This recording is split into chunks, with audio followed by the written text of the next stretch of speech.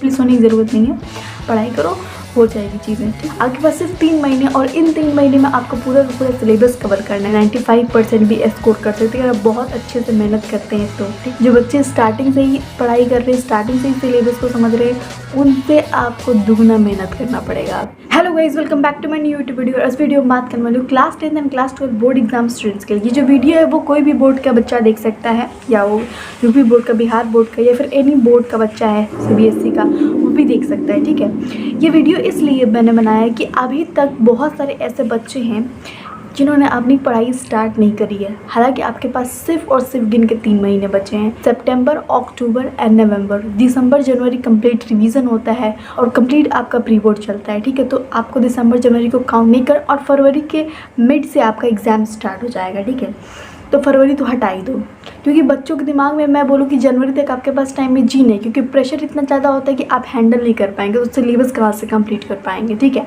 आपके पास सिर्फ 3 महीने और इन 3 महीने में आपको पूरा का पूरा सिलेबस कवर करना है। तो ये कैसे आप करेंगे इन 3 महीनों में, इस वीडियो में आपको बताऊँगी कि आप कैसे 3 महीने में पढ़ के आप बहुत अच्छा मार्क्स स्कोर कर सकते हैं। हालांकि आपने बहुत सारा टाइम अपना बर्बाद कर दिया है, बट फिर भी होप कभी नहीं छोड़ना चाहिए, मैं तो यही कहूँगी। तो अभी भी 3 महीने टाइम है, और 3 महीने में अगर आप जम के पढ़ाई कर दिए तो फिर बहुत अच्छा हो जाएगा आपके लिए। आप 90% से ज़्यादा अबव आप स्कोर कर सकते हैं। ठीक है, अपने एग्ज़ाम्स में 95% भी स्कोर कर सकते हैं अगर आप बहुत अच्छे से मेहनत करते हैं तो। ठीक है, देखिए, सबसे पहले आपको मैं ये बताऊँ कि अभी तक आपने कुछ भी नहीं पढ़ा है, तो सबसे पहले कि अपने आप से क्वेश्चन करिए कि क्यों नहीं पढ़ा है भाई।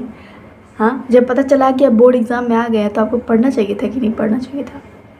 खैर छोड़िए, आपका जो भी रीज़न हो, आपने नहीं पढ़ाई की, आपने दोस्तों के साथ टाइम स्पेंड किया, फिर आपका XYZ जो भी रीज़न हो, मैं उस पर कमेंट नहीं करूँगी, बट फिर भी आपको पढ़ना चाहिए था। क्योंकि अब क्या है ना, अब आपको ज़्यादा मेहनत करनी पड़ेगी। जहाँ पे बच्चे अपने नॉर्मल शेड्यूल फॉलो करके ही बहुत अच्छा मार्क्स स्कोर कर लेंगे, जो बच्चे स्टार्टिंग से ही सीरियस से स्टार्टिंग से ही पढ़ाई करते थे, वहीं पे आपको बहुत ज़्यादा टाइम लगेगा, बहुत ज़्यादा टाइम देना पड़ेगा आपको स्टडीज़ के लिए, और उनसे आपको दुगना मेहनत करना पड़ेगा ऐसे बच्चों से। मतलब समझ लीजिए कि जो बच्चे स्टार्टिंग से ही पढ़ाई कर रहे हैं, स्टार्टिंग से ही सिलेबस को समझ रहे हैं, उनसे आपको दुगना मेहनत करना पड़ेगा, क्योंकि आपके पास टाइम कम है और आपके पास सिलेबस बहुत ज़्यादा है। उसी में आपको पढ़ाई करनी है, उसी में आपको सिलेबस कंप्लीट करना है, उसी में आपको स्कूल जाना है, कोचिंग जाना है, ईच एंड एवरीथिंग आपको उसी में कंप्लीट करना है।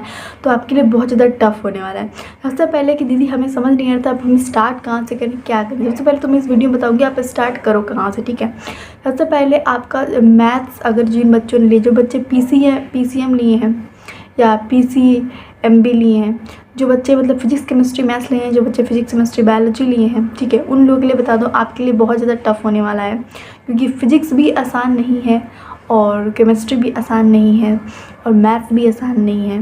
और जो क्लास 10th वाले बच्चे हैं, आप लोग का तो समझ लीजिए साइंस है, मैथ्स है, ठीक है, सोशल साइंस है, आप लोग के लिए भी आसान नहीं होने वाला है। ठीक है, तो ये वीडियो क्लास 10th और क्लास 12 का बच्चा दोनों देख सकता है, क्योंकि दोनों ही एग्ज़ाम उसी टाइम पढ़ेंगे। ठीक है, तो अब देखिए कि मैं आपको बताऊं कि सबसे पहले आपको स्टार्ट करना सीखा। सबसे पहले अगर आपने मैथमेटिक्स नहीं स्टार्ट किया तो आप मैथमेटिक्स स्टार्ट करिए, क्योंकि मैथमेटिक्स ऐसी चीज़ है जिसमें प्रैक्टिस बहुत मांगता है, और मैथमेटिक्स ऐसी चीज़ है जिससे कि आप छोड़ नहीं सकते वो चीज़ की। अगर आज पढ़ लिया तो 10 दिन बाद पढ़ेंगे, अगर आज पढ़ लिया 10 दिन बाद पढ़ेंगे तो आपको फिर से उतना ही मेहनत से वो टॉपिक पढ़ना पड़ेगा, फिर से आपको उतना ही मेहनत करना पड़ेगा, ये क्वेश्चन आखिर सॉल्व कैसे हुआ था। ठीक है, तो मैथ्स आप सबसे पहले डेली लगाना चालू करिए, और डेली आप मैथ्स अपना देखिए।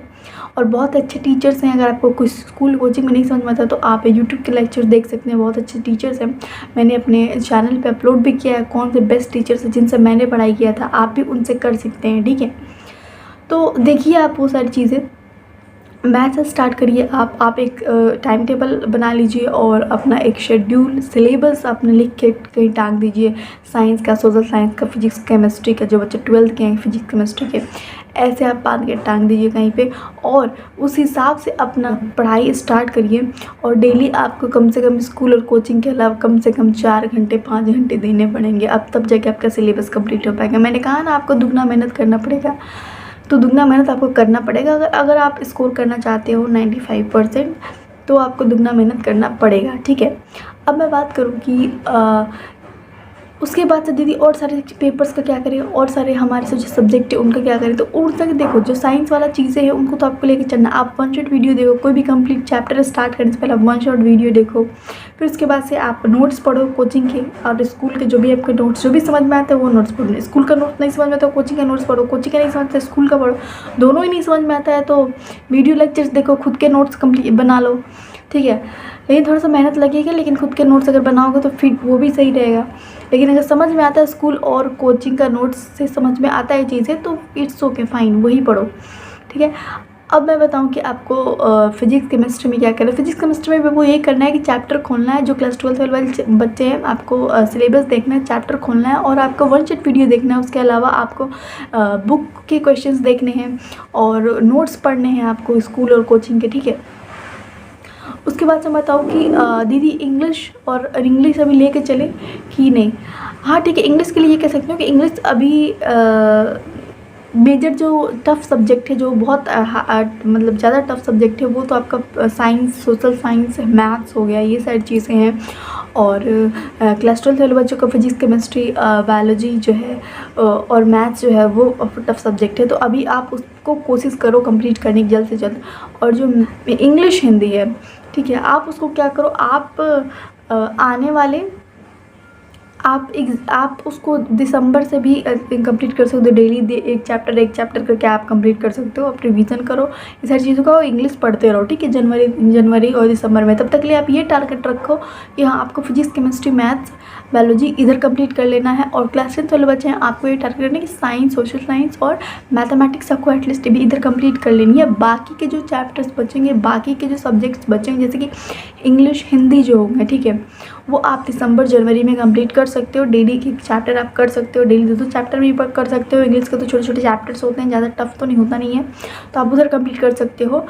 लेकिन जो मेन चीज़ें हैं आपको इधर कंप्लीट करनी पड़ेगी, क्योंकि आप वहाँ पे मैथ स्टार्ट करोगे नहीं हो पाएगा, वहाँ पे आप जाके साइंस स्टार्ट करोगे नहीं हो पाएगा, ठीक है। तो आपको यहीं से आपको स्टार्ट करना पड़ेगा। चलो, थैंक्स फॉर वॉचिंग। जो वीडियो अच्छी लगे like comment share and subscribe जरूर करना मेरे चैनल को। यार होपलेस होने की ज़रूरत नहीं है, पढ़ाई करो, हो जाएगी चीज़ें, ठीक है।